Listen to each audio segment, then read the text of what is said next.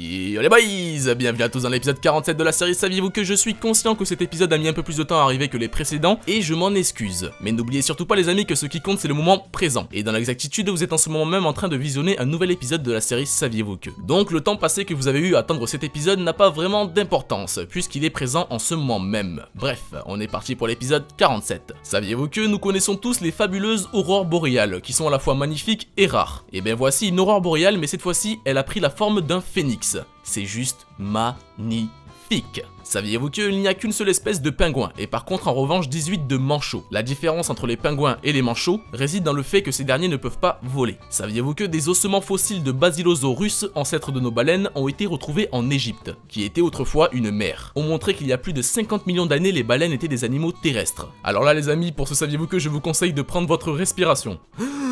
Saviez-vous que Tomota Katangi Hanka Owo Tomate Utuku Pukaka Pikumonga Oro Uchupoke Wi Muaki Itanata U est le nom d'une colline située en Nouvelle-Zélande. Et à la plus grande des surprises les amis, c'est en aucun cas un mensonge. Vous pouvez même vérifier par vous-même, cette colline existe vraiment. Saviez-vous qu'il existe des bibliothèques où vous pouvez commander des humains en tant que livres vivants et écouter leur histoire. À la première écoute, l'idée a l'air un peu farfelue, mais en réalité je trouve que c'est juste un putain de concept qui devrait beaucoup plus se populariser et se répandre dans différents pays. Saviez-vous que le 28 octobre 2013, l'énergie éolienne avait non seulement fourni 100% des besoins du Danemark, mais à 2h du matin, le vent de Danemark produisait 122% de besoins énergétiques du pays. Tout ça pour vous dire les amis que l'énergie naturelle, c'est l'énergie du futur. Car non seulement elle est super productive, mais en plus de ça, elle ne pollue pas. Et c'est surtout ça qu'il faut souligner. Et dans tous les cas, quand les réserves de pétrole auront atteint leur dernière goutte, les humains n'auront pas vraiment le choix. Les éoliennes, les panneaux solaires, les voitures électriques, tous ces trucs là qui nous paraissent pas très communs aujourd'hui, le seront demain. Saviez-vous que Spider-Man est de retour?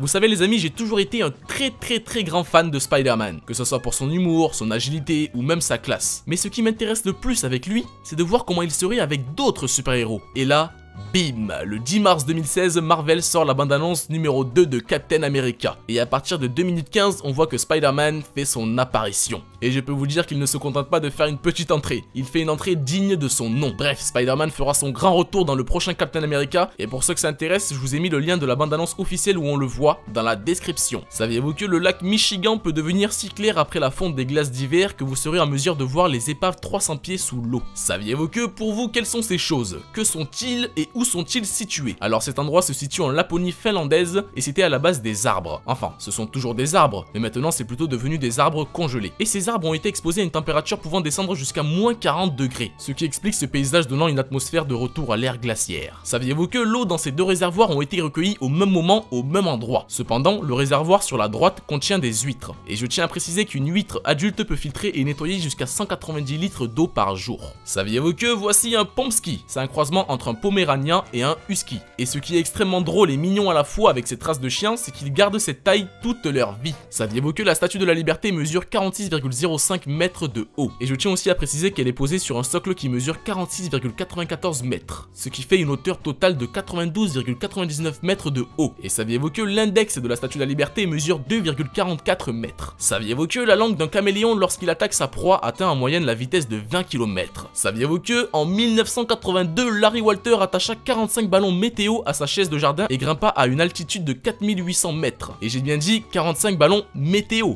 et non des simples ballons d'anniversaire. Saviez-vous que la phrase connue de tous et prononcée par Armstrong en posant les pieds sur la lune fut entendue par près de 450 millions de terriens? C'est la première expérience partagée simultanément par autant de gens. Saviez-vous que les étoiles de mer n'ont pas de cerveau, mais en revanche, elles ont beaucoup d'autres qualités, comme par exemple des bras qui repoussent pratiquement aussitôt après qu'ils ont été perdus, des capteurs lumière dont nos technologies ont tout à envier, des ventouses leur permettant de s'agripper à leur roche préférée. Bref, madame est peut-être écervelée, mais elle ne manque pas de qualité. Et après tout ce que je viens de vous dire, personne, j'ai bien dit personne n'a le droit de critiquer Patrick, car il est peut-être vu comme l'attardé mental de Bob l'éponge, mais c'est sans aucun doute l'étoile de mer la plus intelligente de son espèce. Saviez-vous que seul un adolescent sur 100 arrive à siffler correctement?